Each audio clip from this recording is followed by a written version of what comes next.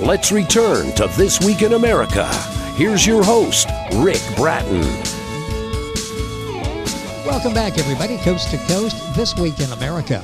Little Gems to Improve Life's Relationships by Mariaelena Nena Semko is an easy-to-read, understandable guide to building happier, healthier relationships of all kinds. Information to help people deal with challenges regarding relationships in a variety of situations. It involves relationships in couples, families, present and divorced, friends, coworkers, and loss of relationships. Mariaelena Nena Semko has been a professional mental health counselor for 21 years, started as a high school counselor in Tucson, Arizona. She enjoyed working with teenagers. Before that, she lived in Texas for several years after returning from Europe, where she lived in Italy, then moved to Germany, where she worked for the federal government managing golf courses. Now living in Texas in private practice as a counselor, Mariaelena Nena Semko, author of Little Gems to Improve Life's Relationships, is our guest on This Week in America. Nena, welcome to the program. It's a pleasure to have you with us. Thank you. It's a pleasure to be here. Such an important topic, and I'm really looking forward to getting into it during the course of the program. Book available at Amazon. I'll give you Nena's website as well as we go through the program. What was the inspiration? You've counseled people for years. What inspired you to write this book, Little Gems?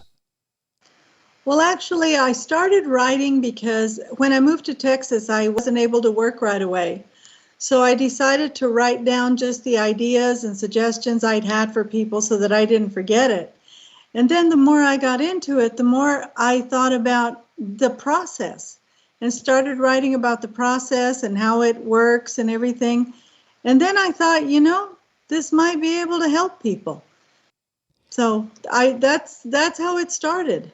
It's amazing how this all began, and you are helping people. The book has received a number of 5-star reviews. Little Gems to Improve Life's Relationships. Mariaelena Nena Semko, our guest, and all that on our website, thisweekinamerica.us. It's such a big topic, relationships, and you've taken this and you break it down where it's understandable, it's relatable. What kind of information did you start with when you began this process of putting this book together? Well, I just started with jotting down the ideas, the suggestions, the things I had worked with people over the years. And I really, it just became more and more of that. I wrote down like an idea, and then I'd remember, okay, this is a process to get there. The suggestion I would give to people, this is a process to get there. And that's how it started, just over the years, the things I've helped people with and that I have seen have been successful. When you started this process, did you think it would turn into a published book helping so many people? I mean, you're a counselor to the world now because this book is out there and helping people worldwide. Were you surprised it became a book? Oh, totally. Totally. I never expected that. I never thought I'm going to write a book. It happened. Well, and the book's available, again, wherever books are sold. I'll send you to Amazon. That's simple to remember. Nena's website is happyhealthyrelationship.net, and I'll give you that several times throughout the program. You can order the book and get more information there as well, and we'll have it on our website, thisweekinamerica.us. Have these ideas that you've developed in writing the book helped your clients, and maybe vice versa? Oh, definitely. When I saw clients in the office, I would see the relationships building, see how they were getting better. And I've had many, many clients report to me later how they've been helped by them and how their relationships are better, whether it's couples, families, coworkers, etc. So it seems like they've been very successful for people. The book is very comprehensive. Talk about the kind of relationship situations you talk about in Little Gems. Well, there's relationships with couples, relationships in families, relationships in divorced families, or even past relationships in families, things that happened, in childhood, let's say, as an example. There are situations that occur with coworkers, situations that, you run into in the workplace that need to be dealt with. So there's all kinds of relationships in life that we deal with, and they're all a little bit different, but a lot of these ideas can help in any relationship. You know, it's interesting you mentioned that. You think of people in your life and you feel like I have a good relationship. But then as you're talking, I'm thinking relationships change, don't they? Is there such a thing as doing maintenance for your relationship to make sure the relationship is as strong as you think it is or it was 5 years ago? Right, right. Well, a lot of times, even just as an example, with couples, when you first get together, everything is wonderful. Everything is so happy. He understands me. She knows exactly where I'm thinking. And then they get married and they start living together and start realizing, whoa, I didn't know you did that. I didn't realize you thought that way. And that's where the understanding starts falling apart. And that's where we start working a lot with learning how to fix the relationship, learning to listen. You start the book talking about relationship between couples, and I think you just touched on the importance. Is that sort of the core? I mean, if we're not happy at home, we're probably not happy anywhere. Is that sort of the core where this all begins? Yes, yes. If we're not happy at home in our family, if we're not happy at home as a couple, that can definitely spread into every other aspect of our life. You deal with families, and we'll get into some of the specific categories as we go through our conversation. Our guest is Mariaelena Nena Semko. The book is Little Gems to Improve Life's Relationships. You'll find the book at Amazon. Her website is happyhealthyrelationship.net. And if you go to our website, you can log on and directly to Nena's website and get all of the information. How has this book helped families, do you think? Well, I think it's built a lot of awareness. I hope it does build a lot of awareness, because a lot of times in a family, we assume that because we're a family, everybody thinks the same way. A lot of parents tell me, well, I've taught my kids this, they should know this by now, without realizing that a lot of times, well, what happens in life, kids go to school, kids have different friends, kids see something totally differently than the parent does. And then that way, you have to build a relationship, each parent with each child, to realize what they're being, affected by and why their thinking may be different from the parents. So in families, there's a lot of discord sometimes, and a lot of these ideas can help with those relationships.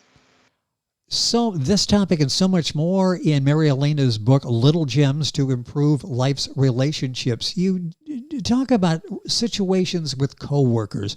Talk about that, because right now we're in this era where everybody is entrenched in their own political views and social views, and relationships can be very fragile, especially at work. These are not family members I have to be tolerant of. These are people I work with. Well, talk about situations with coworkers and how delicate that is to find the balance and to find a working relationship. Well, a lot of times I've had clients come in and they're complaining about a coworker. They're saying they're not working as hard as I am. They talk too much. They don't do this. They don't do that. And I work with them to realize that the best thing that they can do is they need to do whatever their job is 100%. And not worry about the coworker, and not worry about going to tattle on the coworker to the supervisor. But my advice to them is let the supervisor deal with it. You do your job 100%, and that's all you can do. Don't worry about your coworker. Don't worry about what they're doing or not doing. And if it's a situation where the coworker is affecting you, ask to try to be moved because you want to do better, not because of what the coworker is doing. So that's the kind of advice I try to give people in that situation. Also with coworkers, sometimes one of your coworkers becomes a supervisor. Sometimes a super becomes a coworker. So that's another situation where I tell people just focus on your job. Focus on what you're supposed to do. Stop worrying about everybody else. That's interesting, because you see that happen where you're buddies with somebody and all of a sudden they're elevated and you think you still have that same relationship, yet the dynamics have changed, haven't they? Because they're in charge, you're under them now. And it's interesting, all of the all that goes into forming relationships and maintaining relationships. The book is Little Gems to Improve Life's Relationships. Again, I go back to writing this book. Did you ever have any idea when you began counseling, when you began even working with the teenagers in high school, that you'd write a book someday, that you not only would be helping people one-on-one, but writing a book? Was that ever on the bucket list? At some point, I'm going to write a book. Never, never. No, it was never anything I ever thought about, and am still surprised when I see the book and go, oh my gosh, it really has happened. Yeah, you know? It's got my name on it, and it's helping people. When you read the reviews, it has to bring you great satisfaction knowing you're able to help these people. Based on all of that and your ongoing work as a counselor, will you continue writing, do you think? I would like to, yes, definitely. I have another idea for a book, and actually right now I'm almost finished with a booklet for caregivers, because I think that's something that's very important too. And like I say, I'm almost finished with it, and hopefully I'll be done and find some way to publish it. It is just a booklet, but I do have an idea for another book that I'd like to write for hopefully helping older kids with some of the situations they come up with. And that's part of my education from being a high school counselor. How has that changed, do you think? It's interesting what high school kids go through now as opposed to maybe 20 years ago. I mean, they're exposed to so much more. They lay themselves out there every day because of, social media, just the society we live in. How have you seen those changes, and are there positives in all of these changes? Well, I'm trying to find a positive in it, because one of the saddest things I see is that kids have lost their social skills. They don't know how to deal with each other without going through, social media, without being on a phone, without doing, technology. Technology has taken over things to the point that kids don't know how to even socialize. You rarely see kids playing outside anymore. They're all on their video games. And just as an example, when I was a counselor in school, I was going between buildings. I saw two girls there that were walking along. I went up to them. They were texting each other as they're walking together. Amazing. That's how our social skills, I think, have been lost. And hopefully, by awareness of this, we can get back to learning how to be human with one another. Our guest on the program is Mariaelena Nena Semko. That's Semko. The book is Little Gems to Improve Life's Relationships. You'll find it at Amazon.com, the usual places. Her website is happyhealthyrelationship.net. Of course, you can go to our website, thisweekinamerica.us, and link on directly to her website. What do you hope the takeaway is for readers? What do you hope happens with your book, Little Gems, when people read it?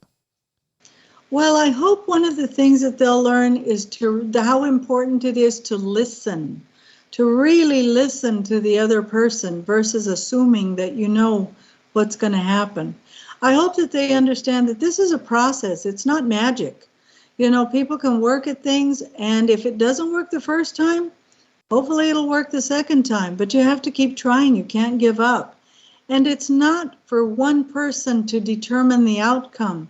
It takes, a team of people. It takes two people to build a relationship. And that's the thing. It's not dictated by one person. So hopefully they would learn it's a process and it takes time. But again, as I say, time is our friend.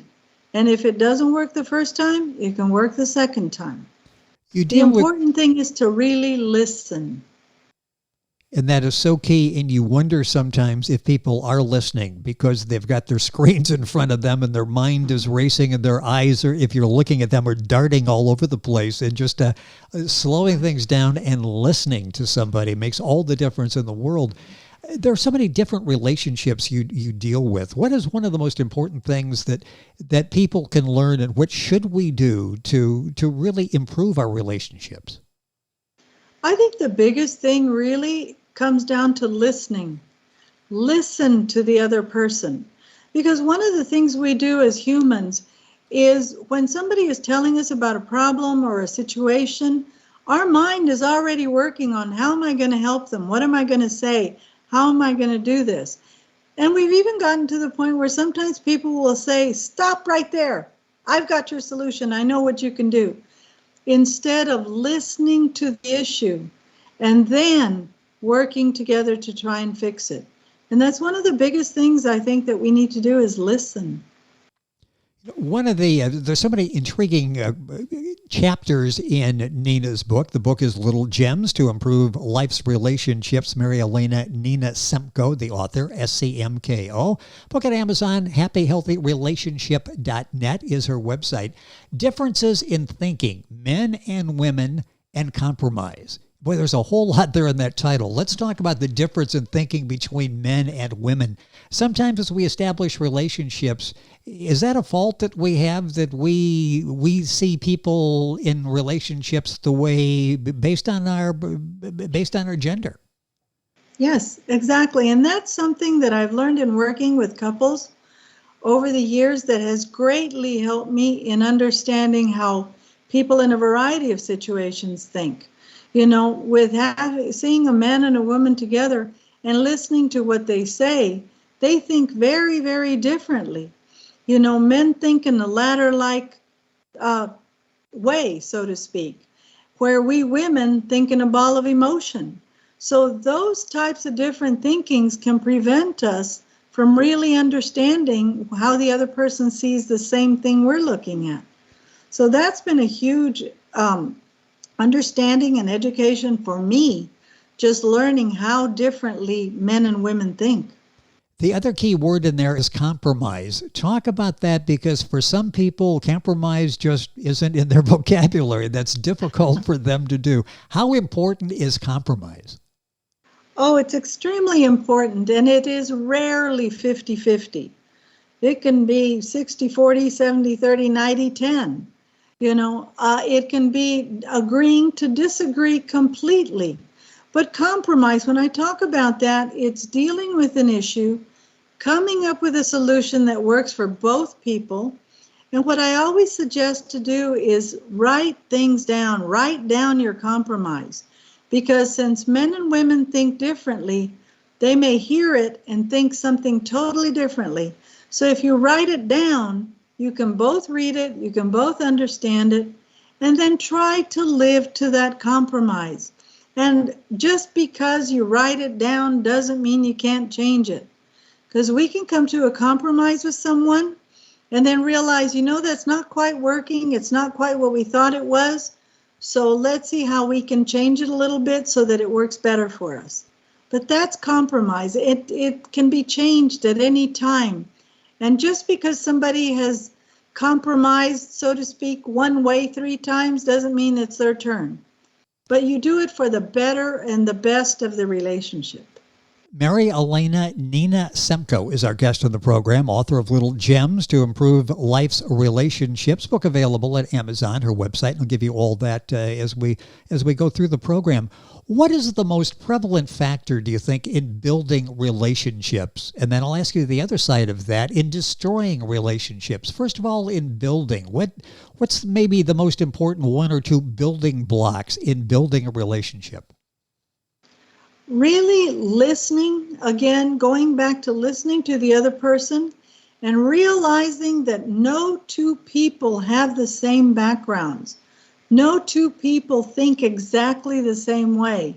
And that's where the listening comes in, to think about, even in families, even family members don't exactly think the same way. So that's the important part of that, is trying to listen. What breaks up relationships? Do you have 1 or 2 things, items, that behaviors that you see prevalent in breaking up relationships? People who aren't willing to try, people who think I am right and that's the way it is, and you have to conform to me because I have more experience than you do, or I am older, or whatever. But a lot of people, you know, some relationships just do not work because someone will not bend in any way. You know, interesting talking about bending. One of the areas you go into in talking about couples and families focus on those, present and divorced. Divorce changes the dynamic a lot, doesn't it? How do you deal with the relationship when suddenly it's dramatically changed? Well, one of the things that's so important in divorced families is to think about the fact that you're tied together for the lifetime of that child or children that you share. And those are the people that should be considered the most important, not whether you win or I have more time or you have more time with them. But think about the children. Think about how their lives are going. Think about their feelings about situations. And that's the thing that's most important in divorced families, is if you have children together, because you have to work with them. Think about the hurt you're imposing on a child if you don't, allow them to go to something special because it wasn't your weekend with them or something like that. So that's the thing that parents need to work better together to help the child, whatever it is that the child is needing at the time. Couple minutes left in the program. I mentioned in the beginning, one of the areas you address is loss of relationships. Talk about that, how difficult that is to get through the loss of a relationship. Sometimes it's a matter of understanding that there is a loss in the relationship, that for whatever reason it just didn't work. Neither party is willing to bend, or whatever it may be. And sometimes it's a matter of accepting it and realizing it's not necessarily all my fault. It's not because I couldn't change. It's accepting the situation and dealing with it. And I write in there a variety of ways to hopefully be able to help people deal with it. But sometimes it's a matter of realizing that it's not all my fault. It's not all the other person's fault. It just didn't work. I want to go back to a topic you mentioned, the new book, the booklet you're working on, Caregivers. Talk about why you think that's so important. We see so many family members that are thrust into that position, maybe thought they never would be, of being a caregiver. What are your thoughts on that? And talk a little bit about the booklet you're working on, because I see this helping so many people as well as the book Little Gems. Well, I started the booklet for caregivers thinking only of caregivers in like hospice situations, in nursing homes, and assisted living. And then started realizing, there's caregivers in homes all over the place. One of the things I've had experience with is seeing how the elderly or people with terminal illnesses are being cared for and not listened to. They have thoughts, they have feelings too. I've seen people in nursing homes where the caregiver comes in and turns off their TV and says, okay, you better get in bed, or go to bed, or go to sleep, or whatever, and the person isn't even finished watching their show. Or somebody comes in and switches the channel because they think they should watch something else. Something as simple as that, a lot of times, is very hurtful.